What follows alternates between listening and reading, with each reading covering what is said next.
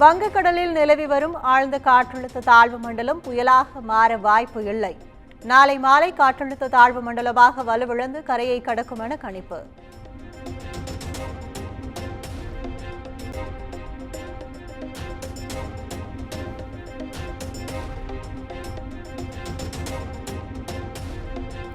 சென்னையில் இன்று இரவு முதல் மழை தொடங்க வாய்ப்பு. மழை படிப்படியாக அதிகரிக்கும் என்றும் வானிலை ஆய்வு மைய தென் மண்டல இயக்குநர் பாலச்சந்திரன் தகவல்.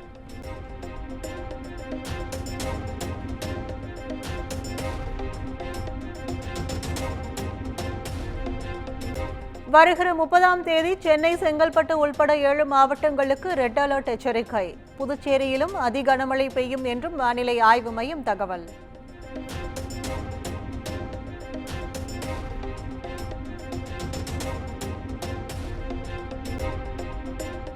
கனமழையால் பாதிக்கப்பட்ட பயிர் சேத விவரங்கள் குறித்து கணக்கு எடுக்கப்படும். 33% அளவுக்கு பாதிப்பு இருந்தால் பயிர்களுக்கு உரிய இழப்பீடு வழங்கப்படும் என்றும் அமைச்சர் MRK பன்னீர்செல்வம் உறுதி.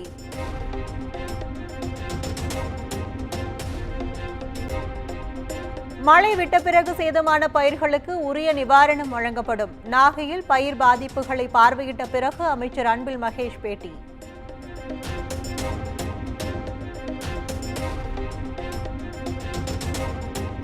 படகு கவிழ்ந்து நடுக்கடலில் சிக்கிய கடலூர் மீனவர்கள் பத்திரமாக மீட்பு. கடலோர காவல் படையின் ஹெலிகாப்டர் மூலம் 6 மீனவர்களும் மீட்கப்பட்டதாக தகவல்.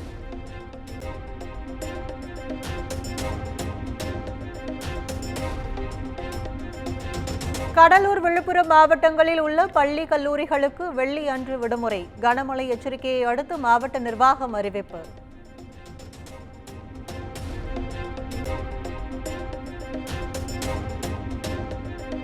புதுச்சேரி மற்றும் காரைக்காலில் பள்ளி, கல்லூரிகளுக்கு வெள்ளி மற்றும் சனிக்கிழமை அன்று விடுமுறை. புயல் எச்சரிக்கை காரணமாக 2 நாட்கள் விடுமுறை அறிவித்து அமைச்சர் நமச்சிவாயம் உத்தரவு.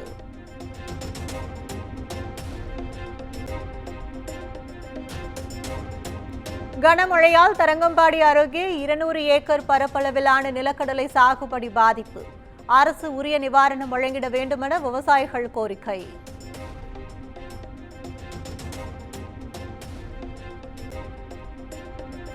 சீர்காழி அருகே 300 ஏக்கர் விளைநிலங்கள் நீரில் மூழ்கி அழுகும் அபாயம். சேத விவரங்களை கணக்கீடு செய்து நிவாரணம் வழங்கிட வேண்டுமென விவசாயிகள் கோரிக்கை.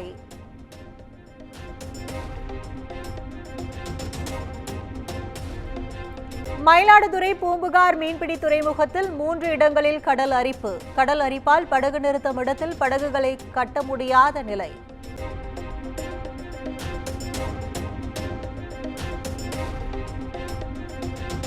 வெள்ளி மற்றும் சனிக்கிழமை அன்று வானிலை நிலவரத்தை பொறுத்து விமானங்கள் இயக்கப்படும். பலத்த காற்று வீசும் பட்சத்தில் சிறிய ரக விமானங்களை இயக்கவும் பரிசீலிக்கப்பட்டு வருவதாகவும் சென்னை விமான நிலைய நிர்வாகம் தகவல்.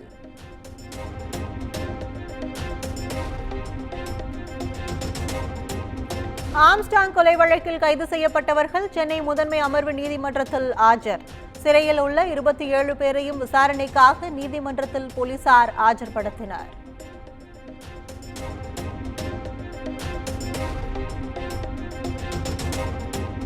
ஆம்ஸ்டாங் கொலை வழக்கில் வேலூர் சிறையில் இருக்கும் ரவுடி நாகேந்திரன் புழல் சிறைக்கு மாற்றுவது தொடர்பாக சிறைத்துறை நிர்வாகம் பதில் அளிக்க சென்னை மாவட்ட முதன்மை அமர்வு நீதிமன்றம் உத்தரவு.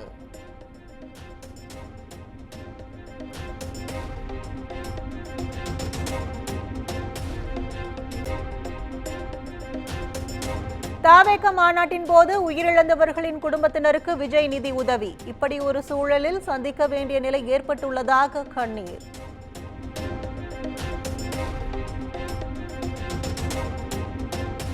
அமலாக்கத்துறை வழக்கில் பொதுத்துறை செயலாளர் வெள்ளி அன்று நேரில் ஆஜராக உத்தரவு. விசாரணைக்காக அரசு தரப்பு வழக்கறிஞர்கள் ஆஜராகாததால் சென்னை உயர்நீதிமன்றம் ஆணை.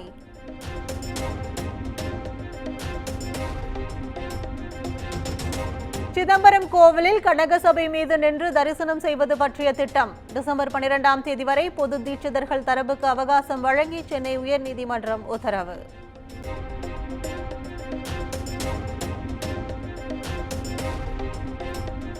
இந்திய இறையாண்மைக்கு எதிராக பேசியதாக சீமானுக்கு எதிராக தொடரப்பட்ட வழக்கு. சென்னை ஜார்ஜ் டவுன் நீதிமன்றம் விரைவாக விசாரித்து முடிக்க சென்னை உயர்நீதிமன்றம் உத்தரவு.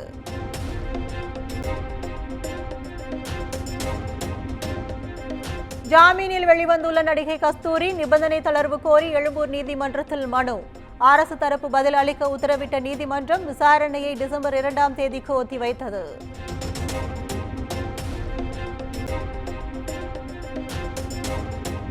நாமக்கல் மாவட்டத்தில் நாம் தமிழர் கட்சியிலிருந்து 50 பேர் கூண்டோடு விலகல். ரஜினியை சந்தித்த பிறகு சீமான் மதவாதத்தை ஆதரித்து பேசி வருவதாக கட்சியிலிருந்து விலகிய மாவட்ட செயலாளர் அதிருப்தி.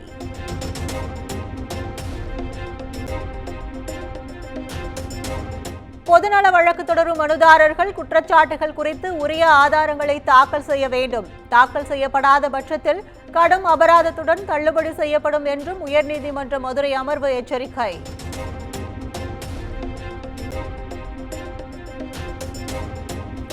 பாமன் புதிய பாலத்தின் வடிவமைப்பு தெற்கு ரயில்வேயால் அங்கீகரிக்கப்பட்டுள்ளது. சென்னை மற்றும் மும்பை ஐஐடியின் சான்று பெற்றுதான் பாலம் கட்டப்பட்டுள்ளதாகவும் தெற்கு ரயில்வே விளக்கம்.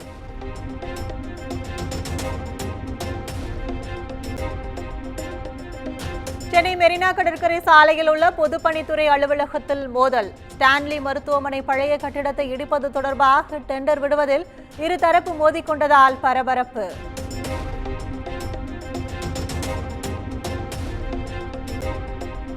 கோவை மாவட்டம் கருமத்தம்பட்டி அருகே 6 கிலோ கஞ்சா 2.5 கிராம் மெத்தபெட்டமைன் பறிமுதல். 2 இளைஞர்களை கைது செய்து போலீசார் தீவிர விசாரணை.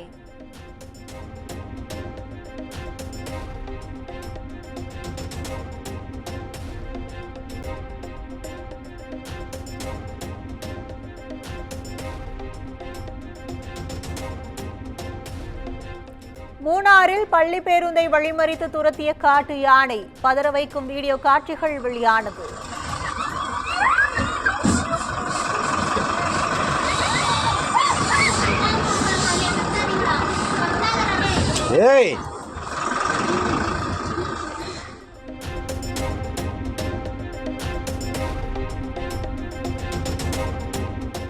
ஜார்க்கண்டின் முதலமைச்சராக 4வது முறை பதவியேற்றுக் கொண்டார் ஹேமந்த் சோரன். ராகுல் காந்தி, மல்லிகார்ஜுன கார்கே, மம்தா பானர்ஜி, உதயநிதி ஸ்டாலின் உள்ளிட்டோர் பங்கேற்பு.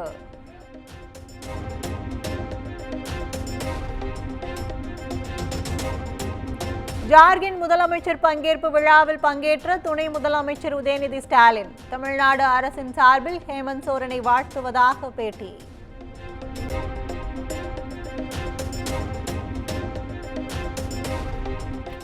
மத்திய வெளியுறவுத்துறை அமைச்சர் ஜெய்சங்கருடன் பிரதமர் மோடி முக்கிய ஆலோசனை.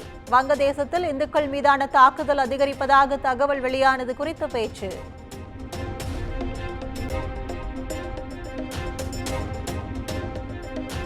தலைநகரில் காற்று மாசுபாடு செயல் திட்டம் 4 டிசம்பர் 2ஆம் தேதி வரை நீட்டிக்க உச்சநீதிமன்றம் உத்தரவு. பஞ்சாபில் விவசாய கழிவுகளை தடுக்க ஆக்கப்பூர்வ நடவடிக்கைகளை மேற்கொள்ளவும் வலியுறுத்தல்.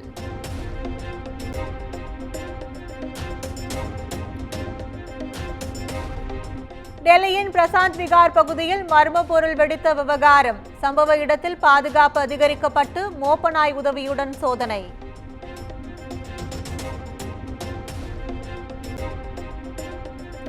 காசாவில் உள்ள நஸ்ரியாத் அகதிகள் முகாமில் இஸ்ரேல் தாக்குதல். பாலஸ்தீனியர்கள் 9 பேர் படுகொலை.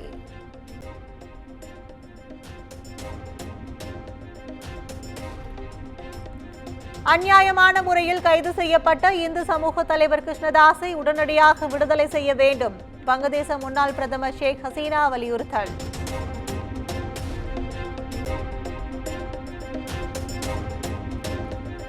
ஆஸ்திரேலிய பிரதமர் ஆண்டனி அல்பானிசுடன் இந்திய கிரிக்கெட் அணி வீரர்கள் சந்திப்பு.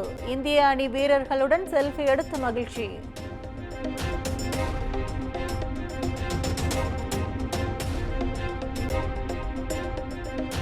ஐரோப்பா கார் பந்தயத்துக்கு தயாரான நடிகர் அஜித். பார்சிலோனாவில் பயிற்சியில் ஈடுபட்ட வீடியோ வெளியாகி வைரல்.